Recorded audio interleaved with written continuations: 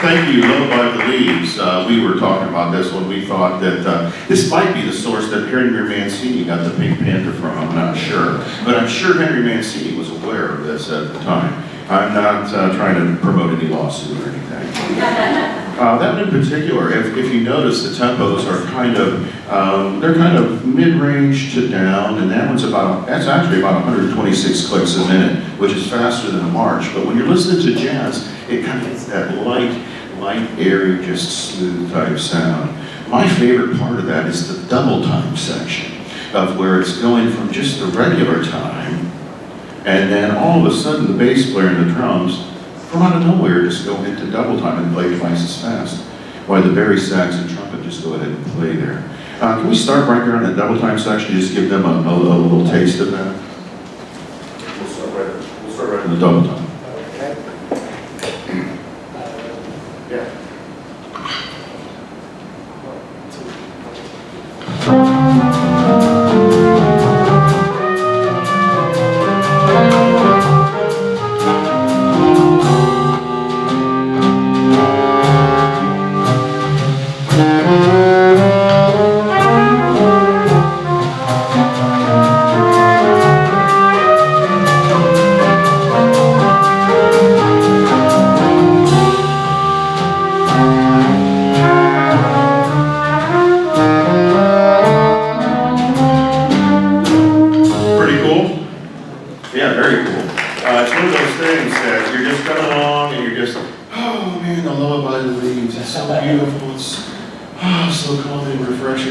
Sudden, out of nowhere, this wind comes along, and this gust of just blows these leaves for like 4 short measures, and then goes back and forth. Beautiful, absolutely beautiful. The Jerry Mulligan Quartet. This is what he came up with. Chet Baker on trumpet. He chose Chet because of his melodic approach to improvisation. Also his sense of harmonization as well. He had a background playing without a keyboard or harmonic instrument. I'll just share this short story that I saw in the Jack Shelton documentary. And he was talking about Chet Baker. And this was in the late 1940s. On the West Coast, the musicians were trying to earn money just like everybody else. And often they would go into a restaurant and say, "Can I just play?" And Chet Baker's talking to the manager, and Jack, "Well, what kind of group do you have?" And he says, "Well, I play trumpet." "Well, that sounds good. And what's the other guy play?" "I play trumpet."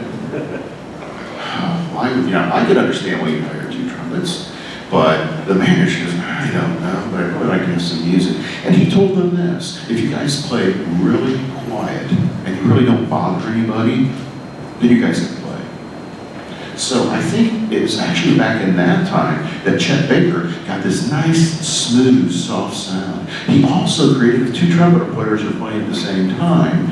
Only one's playing the melody, somebody else had to play something different. A lot of times what you're hearing is either Ed or I playing the melody, and then another one of us is going underneath, providing a harmonic and a melodic and some of that harmonic presence and some movement as well.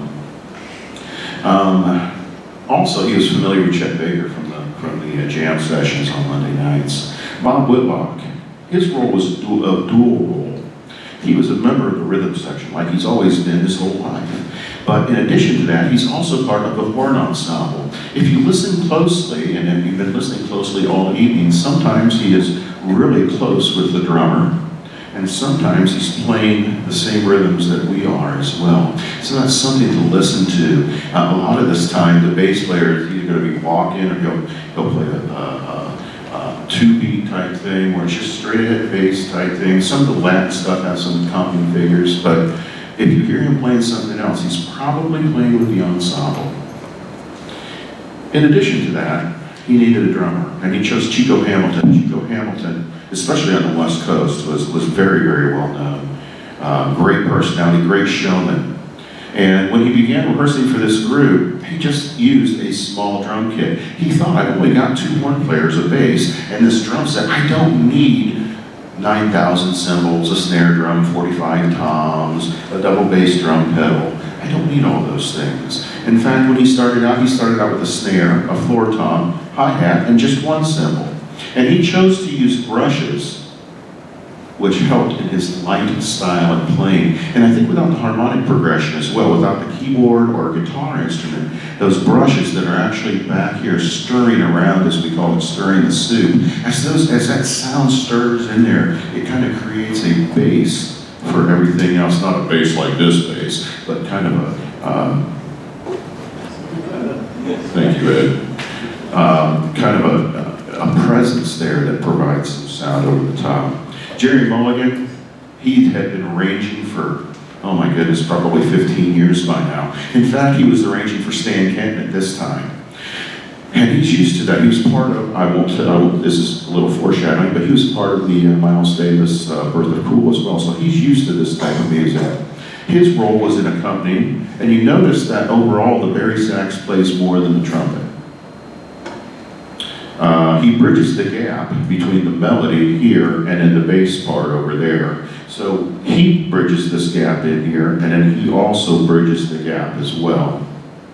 Jerry Mulligan can play the Bari Sax as beautifully and melodically and as technically as almost any alto or tenor sax player. Jerry Mulligan, along with Harry Carney, probably set the Bari Sax into a solo instrument and led Bari Sax players from that point.